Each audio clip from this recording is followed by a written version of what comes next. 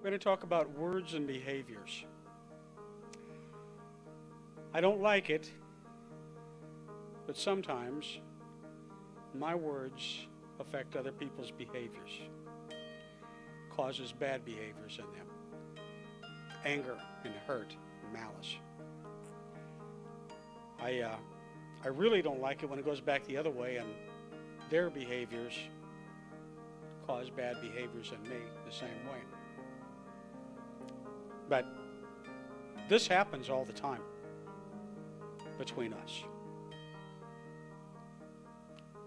For instance, people are forced to be angry and hurt when I choose to speak angry and hurtful words to them. Even in the case where they're reasonably sound people, emotionally, rooted and grounded, they really can't help themselves. I use grievous, angry, hurtful words, and it makes them feel angry and hurtful, and that's how they respond. Now, bear in mind, this is like a lot of Christian teachings. It isn't really about what someone else has done to me. It's more about what I have done to them. So we need to take that, in the right, have a right attitude about it. Words are our choice. There's a filter between here and here, and it's us that make the decision what words to use and what words not to use.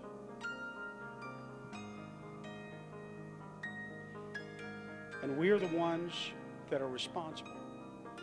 I'm the only one that's responsible for the words I use. No one else. The only exception that I can think of is if your words you're about to say are prefaced with the words, "Thus saith the Lord," and if in fact you have one of those rare moments where you really have a "Thus saith the Lord," you're not responsible for those words. He is. But if you do find yourself in that situation, I have this one piece of advice for you. Do not misquote him.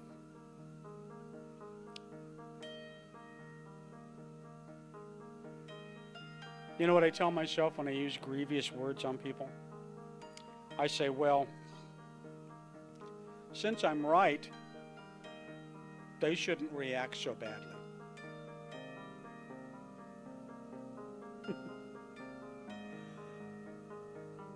I wonder why we think that. I've thought that. Most of my life, I've thought, well, I'm right. They should have a better response.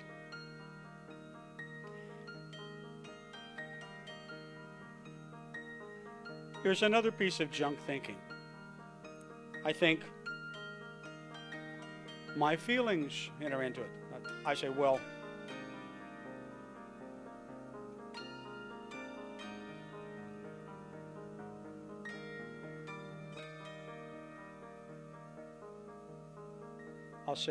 I didn't mean it that way. Honestly,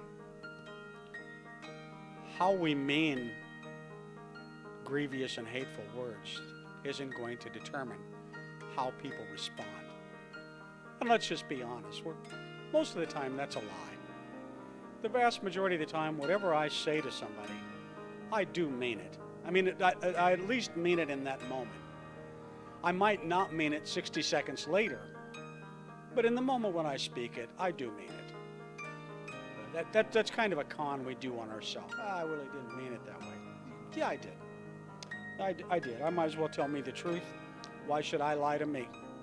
I did mean it. In that moment, I meant it. If I had a filter in place, I may have said to myself, these feelings are going to pass in a minute, and I won't mean this. And then that might have helped me to filter it out and decide, leave it here and don't bring it out here. Because that's where the trouble comes from. There's a lot that goes on in here that It isn't best. It isn't great. It isn't God's best. But we get away with it. A lot of things can go on here that do little or no harm at all. It's when they come out here, that's when the harm, that's when the hurt, that's when the anger, the angst gets going. We need to get that filter in place. I know I do. I need to keep mine in place. I have all kinds of wacky ideas that come through my mind, and a lot of times, thank God, I wind up thinking to myself, I am so glad I didn't say that. I do. I go get in my car alone and think to myself, I am so glad I didn't just blurt that out as it came through my mind. Because a few minutes later, the whole situation can change.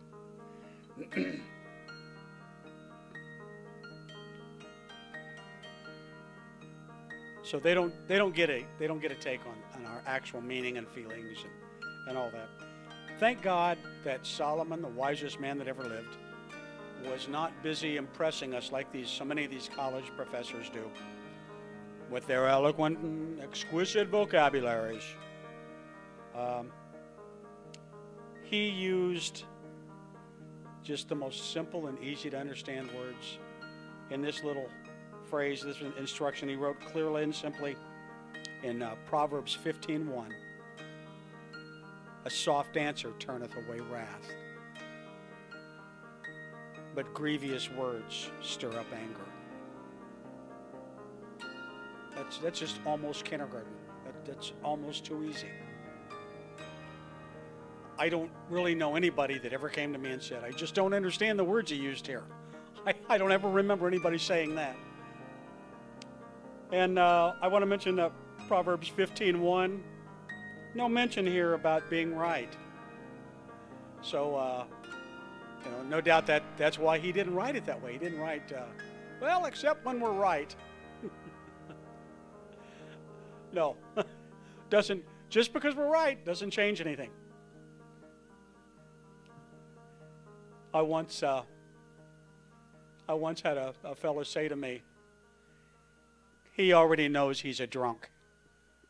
He doesn't need you telling him he's a drunk. And I thought, I looked pretty stupid saying that, didn't I? I didn't say that to him, but that's what I was thinking. I looked pretty stupid.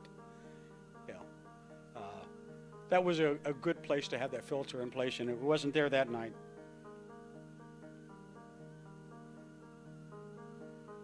Intentions, we can have the best of intentions. Say, well, Lord, my intentions were good. I was hoping to help him. But, that little saying, I think everybody's familiar with this, the road to hell is paved with good intentions. That's as true a saying as I have ever heard in my life. Really good intentions, they make you feel good. I like having good intentions, but they don't do anything. Of themselves, they don't do anything at all. We have to take those good intentions and formulate a working plan to have those good intentions actually happen in the earth. So our good intentions don't mean anything to anybody unless we make a plan and make them happen. Our feelings don't have anything to do with it. I can remember having bad days. I remember trying to give that excuse, it's like, well, I was feeling insecure, inadequate, unappreciated, depressed, down. Those things don't do much toward mitigating the grievous words that we use on one another or the behaviors that they bring. The scripture here is telling us to be responsible. Take responsibility for the words that we speak. No matter how we feel, no matter what the circumstances. And you know what? If you're anything beyond just a brand new Christian, you need to understand that there is such a thing as participating in other people's sins. I do. You can participate in other people's sins. You can extend the argument, or you can close the argument down. Many, many times we have that choice just by what we have chosen to say. Or, and this is really important, most of the time, by not saying. Not saying is probably, if you're in doubt as to what to say, you probably can't go wrong with not saying anything at all. That's probably your best choice most of the time. And you are a partner in sin with some people. I've done it, and I've hated myself for it. Think about it. What could you possibly say? What could I possibly say to the Lord if I gave grievous, hateful words to someone, and they got mad, slammed the door, went out the door, and wrecked their car and died in that wreck? There's nothing I could say. All I could say, the only thing I could say is I could say, "Oh Lord, I am so, so sorry. I'm so sorry." And of course he'd receive me. He'd say, I know you are. I know you're sorry. But that person would still be dead. And that has happened. This kind of thing happens a lot, and nobody wants to talk about it. You say, well, stuff like that has never happened in my family. It probably has. It probably has. But those kind of grievous matters, nobody wants to talk about that. So bear in mind, those things do happen. Those horrible, horrible moments take place all over. The wisest man in the world used a dozen words to provide guidance for every word we will ever speak. He is telling us of an amazing interaction between the people around us and the words we choose to speak. An amazing, predictable tool we can use to bless or curse anyone God sends to within the sound of our voice. If you've already studied this, don't be too quick to move on and pass it aside. When God brought this to my attention, you know what my response was? Yes, I know. That's what I said. Yes, I know. And it kind of, ruminated in my spirit something to the effect of, yeah, well, when you, yes, I know it well enough, we won't have to revisit it so much. So that's when you kind of, you take that crown off your head of, king of the Proverbs 15:1 and set that aside because you've been demoted, dethroned. A few simple rules I want to cover. Rhetorical questions. Rhetorical questions, those ones that, like when your mom and dad, when you were there, do you think I'm stupid? And I remember that very thing, and the first thing that came to my mind was, well, now that you brought it up. Of course, with my dad, you might think it, but you would never say that. You'd never say that to him. So they really don't want you to answer that question. It's rhetorical. Here's my little rule on rhetorical questions. If it's not a bona fide, here's the punchline joke, don't use them. Just don't use them. It's a form of sarcasm and vitriol. It's notated with haughtiness. I really can't think of a good use. Like I said, other than an actual punchline joke, I can't think of any place where it's really a good idea to use a rhetorical. Here's one that's kind of a pet peeve with me. Say what you mean. And about tardiness. Tardiness. I say, I'll meet you for lunch at 1 o'clock. Well, at 5 after 1 or 10 after 1, my integrity is pretty much intact. But it isn't going to be very long before I become the liar. It's a lie. He lied to me. He said he'd meet me at 1 o'clock. That's absolutely true. It's a lie. We don't think it is. I know it's hard. I know this is tough. We all have cars. You all have cars. And every time I go somewhere, you all put your car in front of my car. You know who you are. That's how I feel about it, though. the whole world is on this highway, and they're all in front of me. But so nobody has a perfect record on promptness. I understand that it's tough, but it is so worthwhile to work at this. I used to be an unbeliever. I used to be a backslidden, old, evil unbeliever, and I remember numerous times I didn't take a pass on Christians. I brought it up. It's like, well, he said he'd be here. You know, I wish I had a dime for every time a unbeliever nailed a Christian for being tardy, because they don't make no bones about it. They'll tell you, you know, it's a lie when you say you'll be there and you're not there. So give your best effort to be on time. It's well worth it. There's a benefit. There's a constant benefit. And don't let the devil give you this lie either about where he says, oh, it's okay for me to be late because this is my best friend. Because you know what? While he's saying that to you, he's got another imp over on the other side of town telling your friend, you know, him being late like this pretty much proves he's really not that good a friend. And the friend, most of the time, he's a good enough friend, he would never admit that to you. He would never admit to having that thought. But it comes. It's the continual attack that the dark kingdom brings against us. So don't be tardy. And then lastly,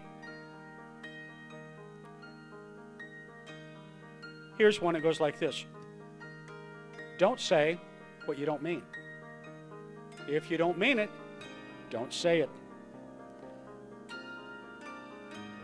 Here's a situation that probably shows this really well.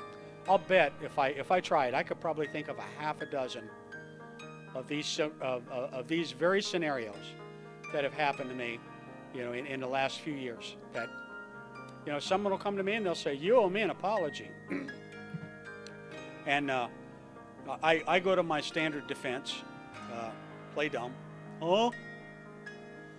And then they say, "Well, you said this, and then that happened, and la-da-da, and you owe me an apology."